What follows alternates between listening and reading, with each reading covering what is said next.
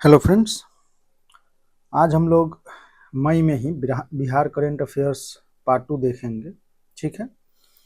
इसमें first question है, consider the following statement regarding जो है निफ्टम प्रपोज्ड इन बिहार। तो देखिए, निफ्टम के बारे में हमने जो फर्स्ट पार्ट था उसमें हमने डिस्कस किया था। ठीक है।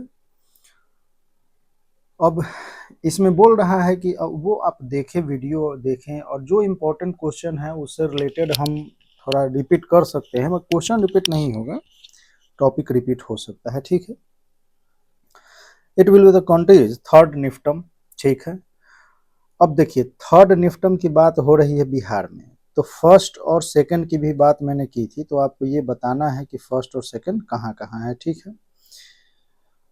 और देखा जाए तो ये हाजीपुर वैशाली डिस्ट्रिक्ट में स्थापित किया जा रहा है। ठीक। करंट न्यूज में था तो ये भी आपको ध्यान होगा। ये भी तो यानी जो है दोनों इसका आंसर है। ठीक है। ABC 1 और 2। तो देखिए, राज्य निवेश प्रोत्साहन बोर्ड जो है SIPB 67वीं जो है इसका बैठक हुआ था वैशाली में, वैशाली के हाजीपुर में। तीसरा NIFTEM national institute of food technology entrepreneurship management जो है स्थापित करने के लेकर चर्चा हुई। 100 एकड़ जो है जमीन का वो विकसित करना था। अगर स्थान देखें हम हाजीपुर में, तो हाजीपुर को आप बोल सकते हैं कि ये क्या है, कि ये कृषि क्षेत्र है। ठीक है। कृषि क्षेत्र है, मतलब और औद्योगिक। ठीक। निफ्टम में है तो एक आपको बताना है, मैं बता देता हूँ, हरियाणा में है और तमिलनाडु में है। ठीक है। अब इसे किसानों को देखा जाए तो क्या लाभ होगा, तो लाभ में अगर हम बात करें तो मखाना हो गया, लीची, केला, आम, जो ये सब जो है बिहार की प्रमुख जो है फ्रूट्स है, तो इसके जो आधुनिक जो हमारे होंगे, मॉडर्न जो है कोल्ड चेन होगा, फूड प्रोसेसिंग होगा, वैल्यू एडिशन होगा, तो ये सब की सुविधा जो है मिलेगी। ठीक। नेक्स्ट है, consider the following statement about the leads. देखिए, लीड्स इंपॉर्टेंट है, इससे रिलेटेड जो है UPSC 2026 में क्वेश्चन पूछा गया था इससे रिलेटेड, तो ये इंपॉर्टेंट टॉपिक है और ये आ सकता है 72 में, तो खास करके पूछा जाएगा इससे क्वेश्चन। तो देखिए, लिस्ट 25 की बात हो रही है, तो ग्रामीण विकास मंत्रालय द्वारा जारी किया जाता है, बिल्कुल नहीं। बिहार में फास्ट मूवर श्रेणी छलांग लगाकर हाई परफॉर्मेंस श्रेणी में पहुंच गया। तो बात ये है कि लिट्स की अगर आप बात करते हैं, तो देखिए, वाणिज्य एवं उद्योग मंत्रालय के तहत जो है, ये हमने कल इस पे भी डिस्कस किया था, वाणिज्य एवं उद्योग मंत्रालय। ठीक है। अब इसके तहत जो है DPIIT है, तो इसके द्वारा जारी किया जाता है logistic ease across different states. ठीक है। आप इसको बोल सकते हैं logistic ease across different states. ठीक है। तो ये लीड्स है। अगर देखा जाए तो बिहार जो है फास्ट मूवर श्रेणी से, फास्ट मूवर से कहा गया है हाई परफॉर्मर पे, तो ये करेक्ट है, फर्स्ट रॉन्ग है, यानी ओनली 2। इसमें अगर हम बात करें तो देखिए, इसमें ना 4 स्तरीय सिस्टम होता है, जो क्या है कि एग्जाम्पलर्स है, हाई परफॉर्मेंस एक्सीलेटर्स है, फास्ट मूवर एस्पायरस है। ठीक है। अगर हम इसमें देखें तो लैंडलॉक जो राज्य थे उनका भी प्रदर्शन काफी बेहतर रहा है।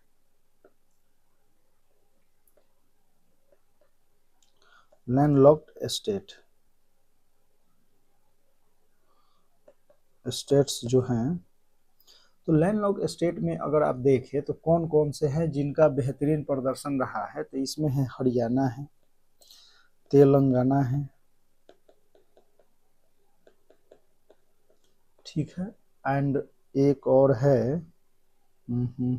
हरियाणा, तेलंगाना और छत्तीसगढ़। ठीक है। तो इन तीनों का जो है कि इन तीनों को आप बोल सकते हैं कि, और एक बिहार हो गया, तो ये चार जो हैं फास्ट मूवर से परफॉर्मर पे आ गए हैं, ठीक है। अब इसमें क्या है कि जो अगर लीड्स की बात करें तो राज्य जो भी स्टेट वाइज है लॉजिस्टिक प्रदर्शन करता है, बुनियादी ढांचा हो गया, नियामक जो है वातावरण कैसा, इन सब का आकलन जो है देश में व्यापार और परिवहन को सुगम बनाता है। तो ये सब चीजें इसमें है, ठीक है। ये हो गया। नेक्स्ट है regarding the north Koel irrigation project consider the following statements. North Koel river is a major tributary of the Son river. Mandal dam and main part of the project located in the Latehar district जो है झारखंड। देखिए इसमें ये बात हो रही है कि उत्तर कोयल नदी जो है, तो उत्तर कोयल नदी की अगर आप बात करते हैं तो ये कहाँ, अगर मतलब आप बोल सकते हैं कि झारखंड हो गया, कुछ सोन नदी ऐसा, तो नॉर्थ कोयल जो है इस तरीके से सोन नदी में मिलता है, ठीक है। अगर ये नॉर्थ कोयल सिंचाई परियोजना के संदर्भ में अगर हम बात कर रहे हैं तो जो इसमें देखा जाए तो अंतर्राज्यीय परियोजना है, और इसका उद्देश्य जो है कि यहाँ झारखंड हो गया, तो झारखंड में हो गया पलामू हो गया, बिहार में गया, औरंगाबाद, तो इन सब के जो सूखे क्षेत्र हैं इन सबको क्या है कि जल जो है सिंचाई के लिए पानी उपलब्ध कराना, ठीक है। विशेष रूप से है झारखंड के पलामू वो गढ़वा है, पलामू हो गया, गढ़वा हो गया, तो ये सब ये वाले क्षेत्र है, ठीक है, झारखंड के जो पश्चिमी इलाके हैं। और इसमें अगर हम बात करें तो और क्या है कि 1972 में ये स्टार्ट हुआ था, 1972, ठीक है। लेकिन जो है बेतला जो राष्ट्रीय उद्यान था और पलामू बाघ अभ्यारण्य है, टाइगर रिजर्व, तो इसमें डूबने का खतरा था, तो वन विभाग द्वारा जो है 1993 में इस पे रोक लगा दिया गया था, ठीक है, रोक लगा दिया गया। तो फिर जो है पर्यावरण मंजूरी मिलने के बाद जो है सरकार इस पे पहल कर रही है और ये शुरू हो रहा है, ठीक है। इसमें अगर हम देखें तो झारखंड के लगभग 16%, झारखंड के 16% क्षेत्र को, और बिहार में 84% जो है कि कृषि भूमि को सिंचाई सुविधा मिलेगी, ठीक है। तो यही है।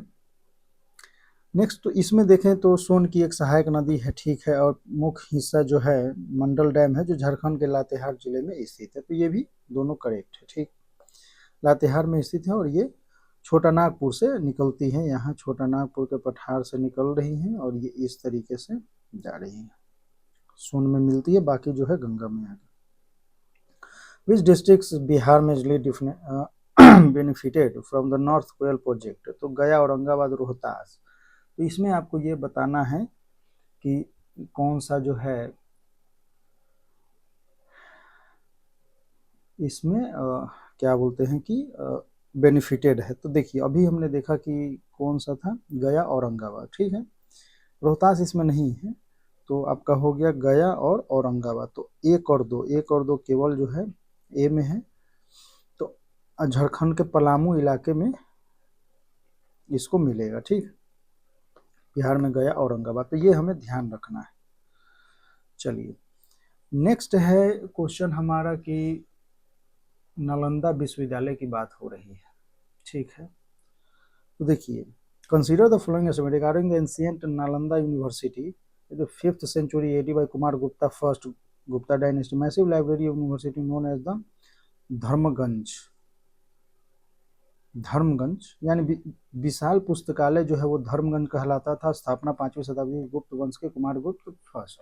तो देखिए अगर हम इसकी बात करते हैं तो 5वीं शताब्दी के गुप्त सम्राट कुमार गुप्त द्वारा हुआ, ठीक है, और इसमें आप ये बोल सकते हैं कि हाँ इसको मतलब 12वीं शताब्दी में आक्रमणकारियों द्वारा इसको नष्ट कर दिया गया था, ठीक है। तो ये जो है 5वीं शताब्दी और 12वीं शताब्दी से ये डिस्ट्रॉयड हुआ है। अगर हम इसके बात करते हैं लाइब्रेरी की, तो लाइब्रेरी को हम क्या बोलते थे,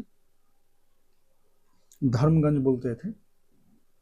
इसमें जो है इम्पोर्टेंट ये हो जाता है, मतलब कारण क्या है इम्पोर्टेंट होने का, कि इसमें जो प्रवेश जो था वो अत्यंत कठिन था, और जो द्वारपाल थे वहाँ बड़े बड़े विद्वान जो थे वो द्वारपाल पे ही रहते थे, ठीक है। जो मौखिक जो है कठिन परीक्षा साथ मतलब ये आपको इंटरव्यू मतलब वो लेते थे।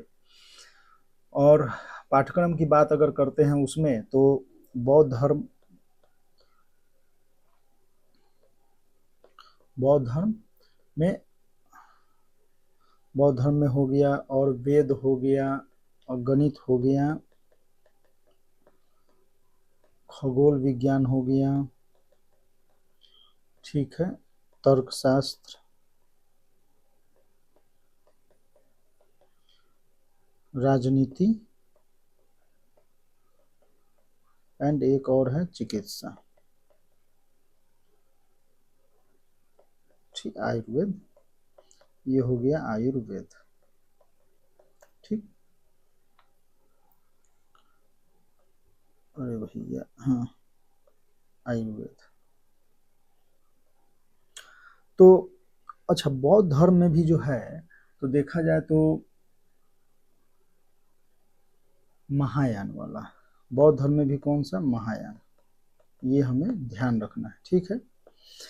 तो इन सब के बौद्ध धर्म में महायान हो गया, वेद गणित हो गया, खगोल विज्ञान, तर्कशास्त्र, राजनीतिक, चिकित्सा, आयुर्वेद, ये सब चीज़ें जो है सिलेबस जो है पाठ्यक्रम में पढ़ाया जाता था, ठीक है, शिक्षा दी जाती थी। इसमें जो इम्पोर्टेंट जो एंशिएंट नालंदा यूनिवर्सिटी जो हो जाता है, उसका कारण क्या है कि इसमें जो इसके जो विदेशी छात्र थे, इसमें जो चर्चा होता है विदेशी छात्रों का, तो कहाँ कहाँ से विदेशी छात्र आते थे, ठीक है। और एक सेकेंड, विदेशी छात्र ये हमको ध्यान रखना है। तो देखिए, एक तो हो गया कोरिया, जापान, चाइना, तिब्बत, और एक अपना लंका, श्रीलंका, ठीक है। ये सब के यहाँ के छात्र जो है पढ़ने आते थे। दूसरी चीज इसमें ये है कि जो चीनी यात्री का जो विवरण है, यानी 7वीं शताब्दी में वेन संग की बात करते हैं, इति सिंह की बात करते हैं, तो ये लोगों ने यहाँ अध्ययन किया था, इसका विस्तृत जो है वो अपना यात्रा विवरण में लिखा है। तो यात्रियों की अगर हम बात करते हैं, चीनी यात्री, तो वेन संग, ठीक है, और इति सिंह है, ठीक है। तो ये दो लोग जो हैं, जो इसमें अपने यात्रा वृत्तांत में जो है वर्णन इन्होंने किया है, ठीक है, ये है। तो यहाँ अगर देखा जाए तो फर्स्ट एंड सेकंड जो है दोनों हैं, तो ए एंड बी बोथ।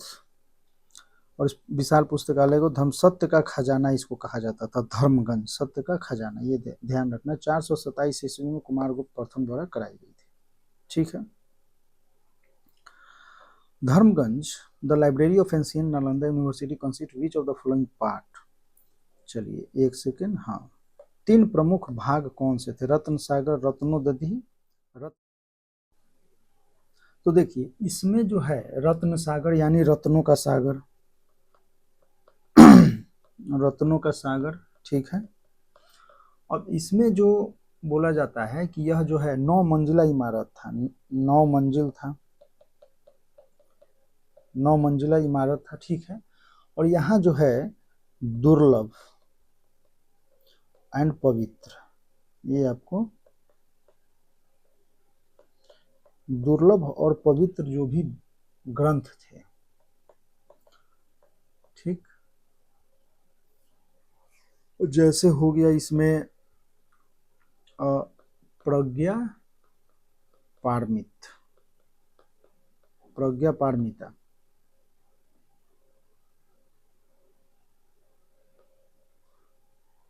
एक सेकंड,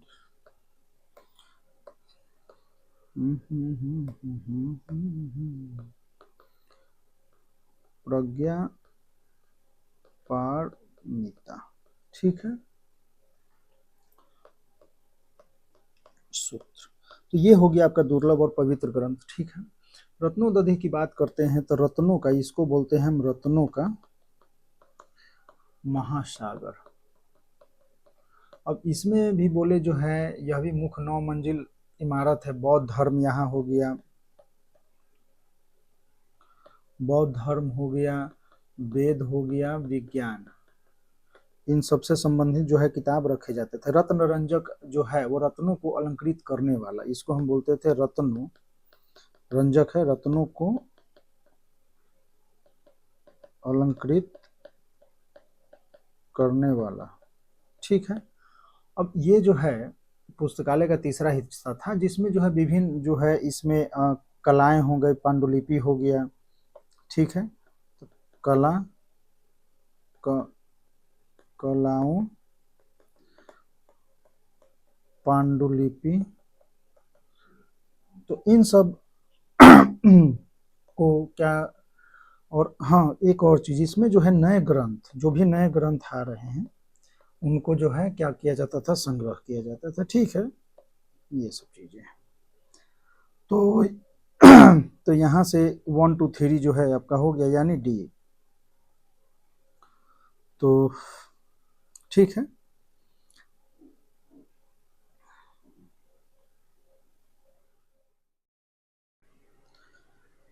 नेक्स्ट है, consider the following statement regarding the destruction and revival of Nalanda university, ठीक है। तो इसको अगर हम देखें तो 1193 में बख्तियार खिलजी द्वारा नष्ट किया गया आधुनिक विश्वविद्यालय की स्थापना संसद द्वारा यूनिवर्सिटी एक्ट 2010 के तहत पारित की गई। तो देखिए इसकी अगर हम बात करते हैं तो अपने बख्तियार खिलजी द्वारा इसको विनाश किया गया है और इसको 3 बार नष्ट किया गया है। अगर देखा जाए तो 5th सेंचुरी में अगर देखें तो हुनो, ठीक है, और 7वीं में देखें तो गौड़ो,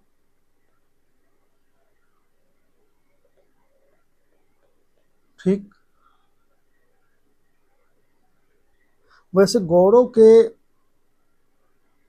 जो हमला हुआ था, जो भी इसके बाद इसका जीर्णोद्धार किया गया था, लेकिन फिर जो है 1193 में जो है बख्तियार खिलजी ने इसे पूरी तरह जलाकर नष्ट किया, ठीक है। तो ये है, हमें ध्यान रखना है कि 3 बार। दूसरी चीज ये है कि इसमें अगर हम देखें तो भारत की जो संसद है वो नालंदा विश्वविद्यालय अधिनियम 2010 पारित किया और इसके तहत बिहार के राजगीर में जो भी हमारा है वो आधुनिक नालंदा विश्वविद्यालय की स्थापना की गई है, ठीक है। तो यहाँ दोनों जो है हमारा करेक्ट स्टेटमेंट है। इसके जो इसमें अगर आप बात करते हैं तो यहाँ पे क्या था कि कहाँ कहाँ के थे बच्चे, जापान के थे, चीन के थे, कोरिया का, तिब्बत के, श्रीलंका, ये यहाँ के बच्चे जो है शिक्षा ग्रहण करने आते हैं। स्थापना किसने की, तो 5वीं शताब्दी में कुमारगुप्त प्रथम ने, ठीक है। ये सब चीज़ें हमें ध्यान रखना है। इसके भव्य जो पुस्तकालय था धर्मगंज था, उसमें मतलब 9 मंजिल पुस्तकालय था, 3 उसमें भवन थे, वो आपको बताने हैं 3 भवन कौन कौन से हैं, ठीक है। Okay, next consider the following statement about the targets for the achieving net zero carbon neutral status. तो देखिए इंडिया जो है वो नेट जीरो 2070 तक करने वाला है, ये सही है। बिहार जो है टारगेट सेट किया कार्बन न्यूट्रल स्टेट बाई 2040, ठीक है। तो इसमें अगर एक और इन्फॉर्मेशन एडिशनल अगर देखें तो नालंदा विश्वविद्यालय भी जो नया परिसर बना है वो पर्यावरण अनुकूल नेट जीरो मॉडल पे बनाया गया है। और इसके अगर प्रसिद्ध वास्तुकार की बात करें तो बीवी डोशी है, बीवी दोषी, ठीक है। ये है। दूसरी बात है कि भारत का लक्ष्य जो है 2070 तक है और बिहार का लक्ष्य 2040 तक कार्बन न्यूट्रल हमें बनाना है, ठीक। और मतलब जैसे नालंदा विश्वविद्यालय चल रहा है तो इस वजह से यहाँ पे इसको डाल दिया गया, ठीक है। तो यहाँ दोनों जो हैं हमारे correct statement A and B, ठीक है। नेक्स्ट है, in which year did UNESCO declare Nalanda Mahavihara a world heritage site. तो ये 2016 में इसको घोषित किया गया था, तो ये हमको ध्यान रखना है, ठीक है। नेक्स्ट है,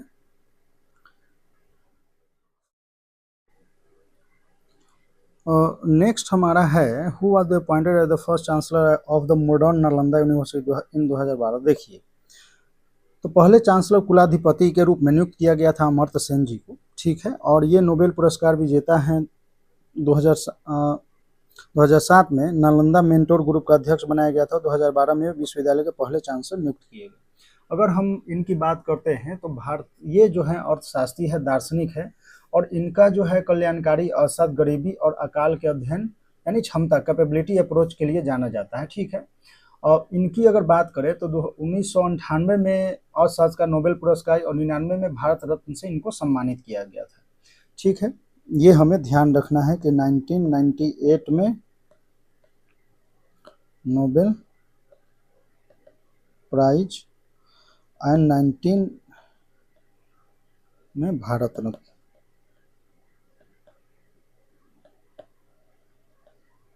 ठीक है, तो ये ध्यान रखना है। अगर हम यहाँ पे बात करते हैं कि इनके अगर बुक की बात करो तो बुक जो है collective choice and social welfare जो है 1970 में लिखे थे, आया था। डेवलपमेंट एज ए फ्रीडम हो गया 1999 में। Identity and violence the illusion of destiny ये था 2006 में। और कल्याणकारी अर्थशास्त्र के लिए इनको जो है नोबेल प्राइज मिला था। तो ये सब चीज़ें हैं। दूसरी चीज़ यहाँ पे ये भी देखो तो अभिजीत बनर्जी हैं, तो ये भी है इकोनॉमिस्ट है। आरबीआई के गवर्नर रहे हैं रघुराम राजन जी, और अभिजीत बनर्जी और मनमोहन सिंह भी अर्थशास्त्री है। तो सभी जो है यहाँ पे अर्थशास्त्री हैं, ये ध्यान रखना है, ठीक है। ओके, सबके बारे में आप थोड़ा बहुत जानते ही होंगे, ठीक। और नेक्स्ट अगर हम देखें तो नेक्स्ट आपका क्वेश्चन क्या है कि बिहार के निम्नलिखित अगर देखें match the following irrigation projects of the Bihar with their main barrage and rivers, ठीक है। तो अगर आप ये देखो तो Son irrigation project Indirapuri barrage, Kosi project Bhimnagar barrage हो गया, गंडक तो वाल्मीकि नगर बैराज। तो देखिए कोसी जो भीमनगर बैराज जो है ये है इंदिरापुरी बैराज, और ये वाल्मीकि नगर बैराज। तो तीनों जो है ए का ए, 2 का बी, 3 का सी। तो यहाँ से आपका ए जो है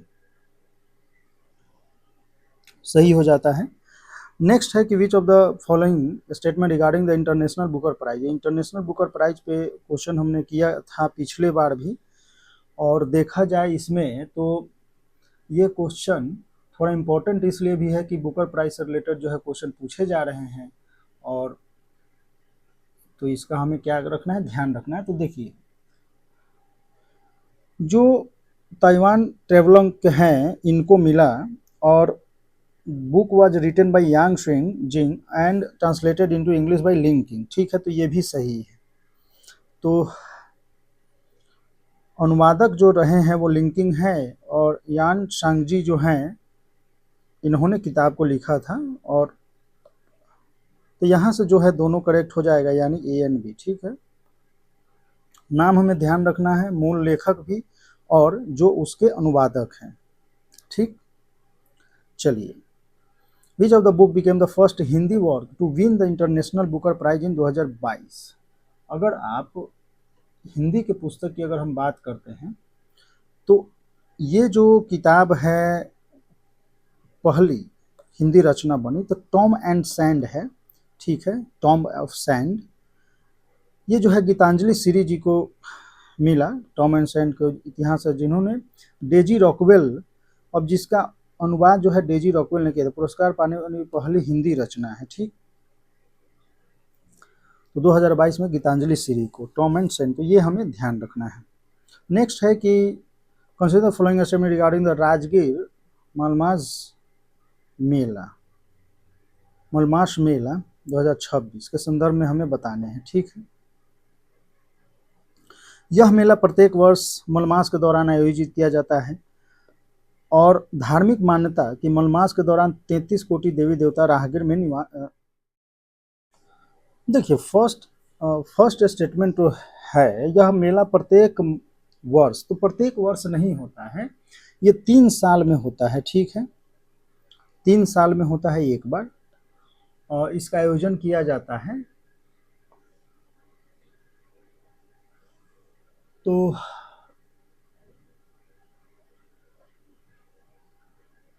अगर ये देखें तो ये मई के महीने में, मई से जून के बीच में होता है। आप मई में मान लो आधा और उधर जून में आधे आप मान लो, यानी अधिक मास और मल मास भी इसे कहा जाता है, ठीक है। और इसमें जो है कि तो फर्स्ट वाला तो रॉन्ग हो जाएगा, और दूसरे में यही धार्मिक मानता है कि 33 कोटि जो है, 33 करोड़ जो भी देवता हैं जो राजगीर में उस समय निवास करते हैं, तो ओनली जो है 2 हो जाएगा।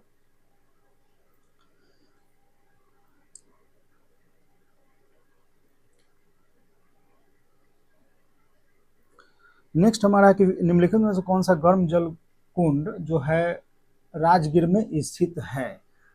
तो अगर आप देखो तो ब्रह्म कुंड है, सप्तधारा कुंड है, 2 है, ब्रह्म कुंड और सप्तधारा कुंड। तो यहाँ से ए हो जाएगा हमारा। देखिए ब्रह्म कुंड, सप्तधारा कुंड, सूर्य कुंड, मखदूम कुंड और अग्नि कुंड राज में, जबकि सीता कुंड और ऋषि कुंड जो है मुंगेर जिला में स्थित है। तो ये हमें ध्यान रखना है कि दोनों कहाँ है, ये मुंगेर जिला में, ठीक है। नेक्स्ट है कि बिहार सरकार द्वारा शुरू की गई सहयोग हेल्पलाइन और सहयोग पोर्टल के संबंध में नहीं, तो टोल फ्री नंबर ये कितना has been issued for this, ये मैंने पिछली क्लास में बताया था। और यहाँ बोल रहा है कि it fixed a timeline of 60 days for the grievance redressal. देखिए टोल फ्री नंबर 1100 जारी किया गया, बिल्कुल सही है। निवारण जो है 60 दिन नहीं है, बिल्कुल 30 दिन ही है। अगर 31वां दिन होता है तो जो भी इससे संबंधित अधिकारी होंगे उनको क्या करना होगा, सस्पेंड कर दिया जाएगा, ऐसा कुछ 31 डेज, एक दिन एक्स्ट्रा होते हैं। तो यहाँ से दूसरा आपका गलत, तो ओनली ए, ठीक है। 30 दिनों का समय निर्धारण किया गया। नेक्स्ट है कि अंडर द मुख्यमंत्री मछुआ कल्याण योजना के तहत मछली विक्रेताओं को आइस बॉक्स युक्त 3 व्हीलर वाहन लागत बिहार सरकार द्वारा कितने प्रतिशत का अनुदान सब्सिडी दिया जाता है। तो यहाँ देखिए 50% है। देखिए पारंपरिक मछुआ किट पर तो 100% अनुदान है, लेकिन जो मछली विक्रेता जो आइस बॉक्स जो है युक्त 3 व्हीलर वाहन है तो उपलब्ध कराने की लागत जो है 50% सब्सिडी दी जाती है। यहाँ पूछ रहा है कि सब्सिडी कितना दिया, तो 50% का, ठीक है। तो ये हमें रखना है ध्यान। कंसिडर द फॉलोइंग अचीवमेंट, तो धरती आबा जनजातीय उत्कर्ष अभियान। तो देखिए इन बिहार, अगर ये क्वेश्चन है Bihar campaign started from the Jamui district, धरती आबा is respective address for the भगवान बिरसा मुंडा। तो देखिए ये अभी देखा जाए तो धरती आबा मतलब मोक्ष पुण्यतिथि उनकी थी, तो उस पर मैंने एक वीडियो भी बनाया है धरती आबा बिरसा मुंडा जी से, भगवान बिरसा मुंडा पे, तो वो आप वीडियो देख सकते हैं, वहाँ पे डिटेल आपको एनालिसिस मिलेगा उनसे रिलेटेड। क्वेश्चन है कि बिहार के अभियान में जमुई जिले से की गई थी, और इसमें ये बोला जा रहा है कि क्या है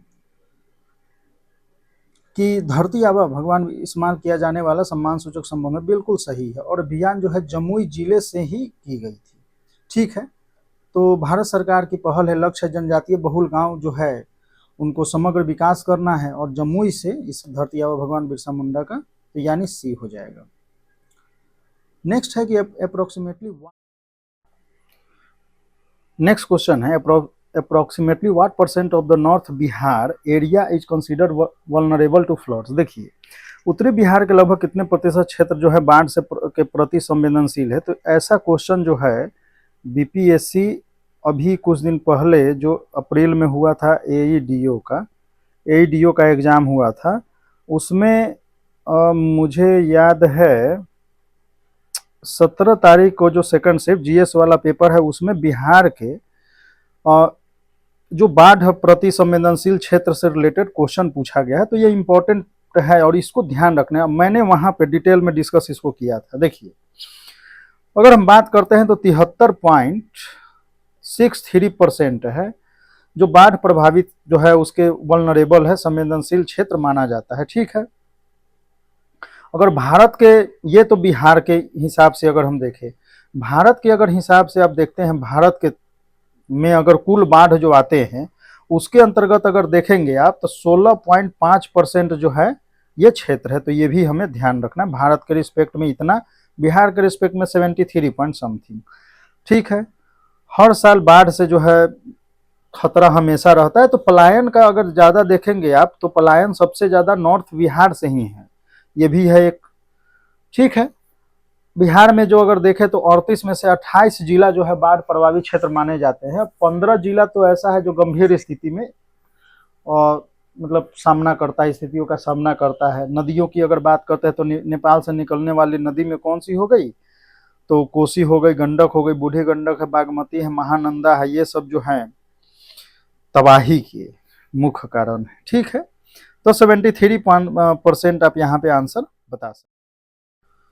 नेक्स्ट है, consider the following statement regarding the national disaster response force. NDRF की बात हो रही है, राष्ट्रीय आपदा अनुक्रिया बल। तो देखिए, अगर इसके हम गठन की बात कर, मतलब इसको अगर आप देखें तो भारत का जो है ये विशेष बल है। इसका गठन जो है किया गया था प्राकृतिक और मानव निर्मित आपदा के दौरान बचाव राहत कार्य से, मतलब इन सब के लिए किया गया था। गृह मंत्रालय तो मिनिस्ट्री ऑफ होम अफेयर्स जो है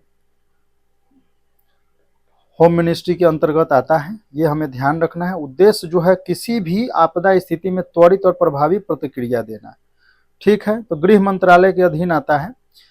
अब हम लोग इसके क्या बोलते हैं, गठन की बात करते हैं, स्थापना की, तो आपदा प्रबंधन अधिनियम 2005 नहीं है भैया, 2005 के तहत 2005 के तहत 2006 में की गई थी। ठीक है, तो ये भी सही है, यानी दोनों करेक्ट है, तो आप ये बोल सकते हैं कि सही है। और आपदा प्रबंधन जो एनडीआरएफ की बात अगर करते हैं तो इसका जो आदर्श वाक्य है वो है आपदा सेवा सदैव सर्वत्र, मतलब आपदा जो सेवा है सब हमेशा और सभी जगह के लिए। ठीक है, तो ये सब है। नियंत्रण अगर इसमें अगर हम निकाय की बात करते हैं तो एनडीए में है, यानी राष्ट्रीय आपदा प्रबंधन प्राधिकरण। ठीक है, तो ये सब चीजें हैं एनडीए में, ये आपका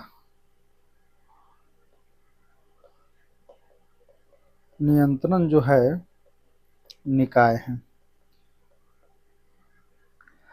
तो अगर इसमें हम देखें तो एनडीआरएफ में अगर हम देखें तो इसमें और एक इम्पॉर्टेंट चीज ये है कि इसमें जो है ना 16 जो है बटालियन शामिल है। ठीक है, ये आपको ध्यान रखना है, 16 बटालियन शामिल है, जिसमें अगर हम बात करते हैं तो सीएपीएफ है, सीएपीएफ है, जैसे इसमें अगर हम देखें तो बीएसएफ हो जाएगा, आपका सीआईएसएफ हो जाएगा, सीआरपीएफ एंड आईटीबीपी हो गया एंड एसएसबी। ठीक है, तो ये सब, और हाँ एक और असम राइफल्स, असम राइफल्स। ठीक है, तो ये सब जो है इसमें क्या है डेपुटेशन पे, मतलब जवान जो है आते हैं बनते हैं। ठीक है,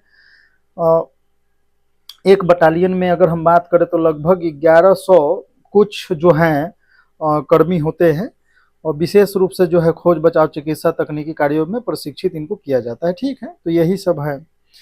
तो एनडीआरएफ के बारे में आप डिटेल जो है ऐसे समझ सकते हैं। और देखिए, खोज बचाव की अगर हम बात करते हैं तो जैसे बाढ़ में, भूकंप हो गया, चक्रवात हो गया, सुनामी है, भूस्खलन है, ट्रेन दुर्घटना है, तो इन सब चीज़ों में है। और खोज बचाव का कार्य करते हैं। विशेष विशेष अगर आपात स्थिति की हम बात करें तो आपात स्थिति में कैसा हो सकता है, रासायनिक होगा, जैविक होगा, और रेडियोधर्मी जो रेडियो एक्टिव हो गया, परमाणु से रिलेटेड हो गया कुछ, तो ये सब चीजें हैं। एनडीआरएफ की अगर हम बात करें तो एनडीआरएफ जो है इंटरनेशनली भी जो है वो हेल्प करता है। जैसे 2015 में नेपाल में भूकंप आया था, नेपाल भूकंप। ठीक है, 2023 में अगर बात करते हैं तो तुर्की सीरिया, और ठीक, तो इसमें जो है भूकंप में राहत बल का काम किया। ठीक, तो ये सब चीजें हैं एनडीआरएफ से रिलेटेड। ओके, नेक्स्ट हमारा है बिहार राज्य आपदा प्रबंधन प्राधिकरण। तो बीएसडीएमए की स्थापना कब की गई थी, तो देखिए बीएसडीएमए की स्थापना जो है 6 नवंबर को की गई थी, और 2007 में जब एनडीआरएफ बना था उसके 1 साल बाद। तो देखिए आपदा प्रबंधन अधिनियम 2005 के अंतर्गत बिहार 6 नवंबर 2007 को BSDMA की स्थापना की थी, जो नीतियां बनाने और स्वयंसेवक आपदा मित्र प्रशिक्षित करने का काम इनका था। ठीक है, नेक्स्ट हमारा है civil defence blackout mock drill held in Bihar. Consider the following statement about the civil defence blackout mock drill. It was conducted district in Patna, Kishanganj, Begusarai, Purnia, Araria, Katihar. ठीक है, तो देखिए इसके बारे में हम लोग देखते हैं कि जो civil defence blackout mock drill जो हुआ, मतलब इसका करने का कारण क्या था कि हम आपातकालीन जो भी होगा, आपातकालीन हो गया, युद्ध जैसी स्थिति होगा, तो ऐसी अगर हवाई हमले जैसे कुछ भी अगर होता है तो उसके निपटने के लिए तैयारी के लिए केंद्र सरकार के निर्देश पे जो है ये सब आयोजित किया गया था। ठीक है, आपात यानी एयर रेड हो गया, तो नागरिक सुरक्षा, बिजली आपूर्ति तंत्र, मतलब पुलिस, स्वास्थ्य विभाग, इन सब आपदा प्रबंधन एजेंसी की तत्परता का जो भी क्या था प्रशिक्षण करना था। तो इसमें है पटना, बेगूसराय, कटिहार, किशनगंज, अररिया। ठीक है, तो ये सब शामिल है।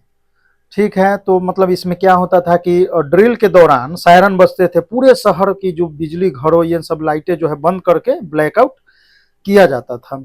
अब इसमें मतलब 15 मिनट के लिए ये होता था, जैसे शाम में 7 से है तो 7:15 तक। अगर हम देखें तो अस्पताल और आवश्यक जो आपातकालीन सेवाएं थी इस ब्लैकआउट के से छूट दी जाती थी। तो प्रशासन में जो है आम जनता से अपील थी कि वो घबराए नहीं और ये जो अभ्यास हो रहा है इनमें सहयोग करे, वो देखे। ठीक है, तो ये सब चीजें इसमें था। तो कटिहार, अररिया, पूर्णिया, बेगूसराय, किशनगंज, पटना, तो आपका इसमें देखा जाए तो दोनों है, तो 1 और 2 जो है आपका सी ऑप्शन हो जाएगा। बिहार सिविल डिफेंस निदेशालय इसकी नोडल एजेंसी है थी, मतलब। ठीक है, देखिए हु रिलीज द 7 निश्चय योजना रैंकिंग रिपोर्ट। तो 7 निश्चय रैंकिंग रिपोर्ट जो है बिहार डेवलपमेंट मिशन BDM या बिहार विकास मिशन BVM जो है जारी करता है। और इस रिपोर्ट में देखा जाए तो 38 जिला हो गए, 38 जो है डिस्ट्रिक्ट हो गया। और इसमें है कि 7 निश्चय जो 2 है तो उसके तहत जो चल रहा है, 7 निश्चय 2 है, तो इसके तहत जो आपका योजना जो है चल रहा है उसके हम क्या करते हैं, प्रदर्शन देखते हैं और कितना अपने लक्ष्य पे जो है वो खरा उतर रहा है और उसका निगरानी का आधार क्या है। तो ये सब के आधार पर हम क्या करते हैं कि वो रिपोर्ट जारी किया जाता है, रैंकिंग रिपोर्ट। इसमें भी अगर आप बात करते हैं तो शीर्ष स्थान पे जो है वो जहानाबाद है, जहानाबाद हो गया और कैमूर। ठीक है, तो ये सब जो है शीर्ष स्थान पे है।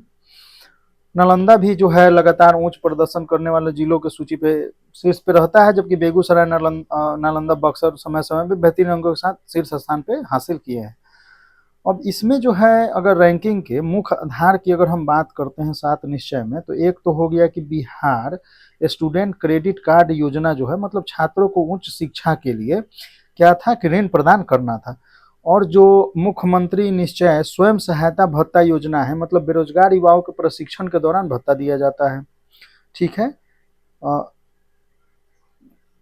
मुख्यमंत्री निश्चय स्वयं सहायता समूह भत्ता योजना, ठीक है, बेरोजगारों के लिए। और एक है कि कुशल युवा कार्यक्रम, कुशल युवा प्रोग्राम, तो इसमें क्या था, युवाओं को कंप्यूटर और संचार कौशल में प्रशिक्षित करना था। आधारभूत संरचना हो गया तो हर खेत सिंचाई, पानी और गांव में सोलर लाइट, ये सब। तो इन सब के लिए 7 निश्चय 3 की अगर हम बात करें, 7 निश्चय अगर आप 3 की बात करते हो तो इसका जो रोड मैप है वो 2025 से 30 के लिए है। ठीक है, तो इस मतलब इसकी मंजूरी दे दी गई है। तो इसमें जो इसका संकल्प की अगर हम बात करते हैं तो इस संकल्प है दोगुना रोजगार, दोहरी आय, समृद्ध उद्योग, सशक्त बिहार। ठीक है, ये सब है। तो इसमें भी जो लगभग है 1.25 लाख करोड़ यानी 1.22 लाख करोड़ जो है बजट का आवंटन किया गया है। तो इस पे हम लोग और चर्चा करेंगे 7 निश्चय पे, ठीक है। Okay, next, which district secure the second position across Bihar in the recent 7 निश्चय योजना रिपोर्ट। तो देखिए जहानाबाद जिले में शानदार प्रदर्शन करते हैं। अब इसमें बोल रहा है कि हाल में जारी योजना पूरे बिहार में किस जिले में दूसरा स्थान, तो यहाँ पे है जहानाबाद। शानदार प्रदर्शन करते हुए क्रेडिट कार्ड योजना मुख्यमंत्री निश्चय योजना के तहत कुशल एवं लक्ष्य दूसरा स्थान प्राप्त किया है, ठीक है। तो ऐसे है, ठीक। तो ये जो है रैंकिंग जो है ऊपर नीचे हो रहा है। फॉलोइंग स्टेटमेंट रिगार्डिंग द 7 निश्चय योजना। पार्ट 1 द इसको launch in the 2015। Part 2 focus on connectivity women empowerment urban development. तो देखिए योजना का पार्ट 1 का जो शुरुआत 2015 में शुरू किया गया था। पार्ट 2 जो है वो डिजिटल कनेक्टिविटी, महिला सशक्तिकरण और शहरी विकास पर विशेष जोर देता है। तो ये भी जो है वो सही है, ठीक है। चलिए,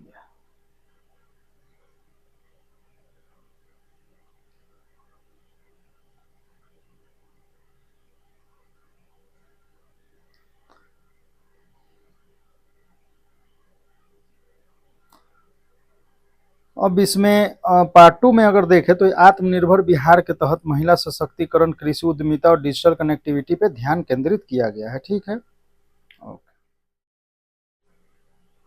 नेक्स्ट है consider the following statement about the Ramsar convention. It was sign 2 February 1971 city Ramsar Iran and sign Ramsar convention 1 February 1982। तो देखिए दोनों यहाँ पे करेक्ट स्टेटमेंट है। अब बोल रहा है कि रामसर शहर में हस्ताक्षर किए गए 2 फरवरी 1971 को और 1 फरवरी 1982 को भारत जो है इस पे हस्ताक्षर किया है। तो ये आंसर जो है इसका सी है 1 और 2। देखिए रामसर कन्वेंशन जो है ये लाया गया था क्या कि जो भी आर्द्र भूमि है उसके अंतर्राष्ट्रीय महत्व है, यानी उसको रामसर साइट माना जाए। आर्द्र भूमि के संरक्षण के लिए, वेटलैंड के संरक्षण के लिए, यानी देखिए आर्द्र भूमि के नुकसान को रोकना था हमें, पारिस्थितिक महत्व जो भी था उसको बनाए रखना था, ठीक है। तो ये सब जो सदस्य देश थे उसमें आर्द्र भूमियों का सतत और बुद्धिमानी से जो है उनको उपयोग करना था। इसमें अगर देखा जाए तो अंतर्राष्ट्रीय मतलब संधियों में सीमा में आर्द्र भूमि क्षेत्र हो गया, साझा प्रजाति हो गए और जल प्रणाली, इन सब के संरक्षण में अंतर्राष्ट्रीय सहयोग को बढ़ावा दिया गया है। और देखा जाए तो विश्व जो है आर्द्र भूमि दिवस जो है वो 2 फरवरी को मनाया जाता है, ठीक है। तो ये हमें ध्यान रखना है। और भारत जो है इसका सदस्य बना है कितना 1982 में, 1 फरवरी 1982 में, ठीक है। एक चीज ये भी है कि अभी जो है वर्तमान में भारत में कितने रामसर साइट हो गए हैं, ठीक है। और 5 जून को एक रामसर साइट घोषित किया गया है, उसका आपको नाम बताना है, ठीक है। और कौन सा है वो, कौन सा वाला है और कहाँ का है, ठीक है। चलिए, इंडियाज फर्स्ट डिजाइन के, अच्छा रामसर साइट की बात आ रही है तो भारत में जो देखा जाए तो सबसे बड़ा रामसर साइट जो है वो सुंदरवन है, सुंदरवन वेटलैंड, ठीक है। और जो है एक जो सबसे बड़ा है और जो सबसे छोटा है वो रेणुका जी हैं, रेणुका वेटलैंड्स, ठीक है। तो ये सबसे छोटी, तो ये हमें ध्यान रखना है, ठीक। नेक्स्ट है which of the following were India's first visited Ramsar site in 1981। तो देखिए 1981 में अगर हम बात करते हैं तो एक तो चिल्का झील है उड़ीसा और केवला देव जो है वो राजस्थान। अंतर्राष्ट्रीय महत्व की आर्द्र भूमि के रूप में इसको मान्यता दिया गया था, ठीक है। तो ये 2 हैं आपके, तो 1 और 2।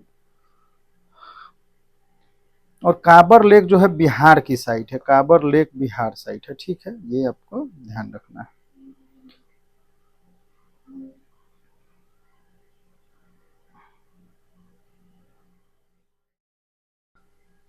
नेक्स्ट है which of the following wetlands of Bihar are designated propose Ramsar site. तो देखिए राम बिहार के अगर आर्द्र भूमि की अगर हम बात करते हैं तो काबर लेक हो गया।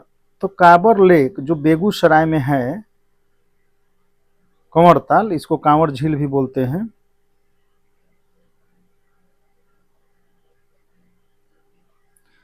तो ये पहला जो है रामसर स्थल जो है 2020 में इसमें नामित किया गया है। और नागी पक्षी जो है नागी बर्ड सेंचुरी, तो इसको 2023 में, ठीक है। और देखिए नागी नकटी 2023 में, ये आपको ध्यान रखना है। और ये दोनों नागी नकटी जो है वो जमुई में है, ये यहाँ चलिए। और अगर हम देखें इसमें तो एक और है वो गोकुल, गोकुल झील, ठीक है। गोकुल झील आपका हो गया 2025 में। गोकुल जलाशय और उदयपुर, ये उदयपुर को राजस्थान वाला नहीं समझना है। तो उदयपुर झील जो है आपका 2025 में। और ये कहाँ है, वेस्ट चंपारण में है, पश्चिमी चंपारण में है उदयपुर झील। गोकुल जलाशय हो गया 2025 में, ठीक है। और आपका एक है गोगाबिल झील। तो गोगाबिल झील जो है कटिहार में है, ये आपको ध्यान रखना है कि कटिहार में है। और ये 6 जो है वो रामसर स्थल है बिहार का, ठीक। तो ये सब है। और तो इससे इसका आंसर क्या आ जाएगा कि डी आ जाएगा 1 2 3, ठीक बा। नेक्स्ट है who gave the philosophy of integral humanism, एकात्मक मानववाद, कंसेप्ट ऑफ अंत्योदय। तो यहाँ एकात्मक मानववाद सिद्धांत और अंत्योदय का विचार जो है पंडित दीनदयाल उपाध्याय जी दिए थे। और इसकी अगर हम बात करते हैं तो देखिए ये सिद्धांत जो है पश्चिमी पूंजीवाद, मतलब आप व्यक्तिवाद और मार्क्सवाद समाजवाद दोनों के विकल्प को प्रस्तुत करता है, ठीक है। और ये जो विचार है वो क्या है कि संस्कृति, आप ये बोल सकते हैं कि भारतीय संस्कृति हो गया, अध्यात्म हो गया, आध्यात्मिकता पर, इन पे क्या है आधारित। तो ये हमें ध्यान रखना है। अगर हम इसमें बात करते हैं एकात्मक मानववाद की, तो एकात्मक मानववाद के अनुसार हम ये बोल सकते हैं कि समग्र विकास की हम बात करते हैं, यानी मनुष्य केवल जो है भौतिक शरीर की बात नहीं हो रही है, बल्कि उसके मन, शरीर, बुद्धि और आत्मा का समन्वित, मतलब एकात्मक रूप है, सबका मिलन का एक रूप है। और धार्मिक समन्वय जो है इसका अगर देखें तो नैतिक मूल्यों का विकास भी जो है आवश्यक है व्यक्ति के लिए, मतलब भौतिक प्रगति भी जरूरी है और साथ साथ नैतिक मूल्य का विकास भी जरूरी है। तो अभी के वर्तमान के आप युग में देख रहे हैं तो भौतिक प्रगति तो हम कर रहे हैं, लेकिन नैतिक मूल्य, नैतिकता जो है वो खाई में झोंक दिए हुए हैं। तो एक व्यक्ति समाज के बीच कोई भी टकराव नहीं बल्कि गहरा सामंजस्य स्थापित करता है यह, ठीक है। अंत्योदय की बात करती है तो अंत्योदय का मतलब हुआ कि समाज के जो सबसे अंतिम पायदान, अंतिम व्यक्ति जो है, जो मतलब अंतिम पायदान पे जो खड़ा व्यक्ति है उसके उत्थान की बात होती है इसमें। अंतिम व्यक्ति मतलब इसके अनुसार आप देखें तो उसके आर्थिक नीति हो गया, उससे लाभ हम पहुंचाए समाज में, जो कमजोर है, गरीब है, वंचित वर्ग है। समानता और सामाजिक न्याय में भी इसका जो है कि जो कतार में अंतिम खड़ा व्यक्ति है उसके जीवन स्तर को अगर आप सुधार रहे हैं, यानी समानता पे ला रहे हैं, सामाजिक न्याय कर रहे हैं, उसकी अगर गरिमापूर्ण जीवन अगर प्रदान कर पा रहे हैं, तो मतलब ये सब समानता और सामाजिक न्याय को की ओर जाता है। तो ये सब चीजें हैं इसमें, यानी एकात्मक मानववाद और अंत्योदय, ठीक है, पंडित दीनदयाल उपाध्याय जी। सी आंसर है आपका।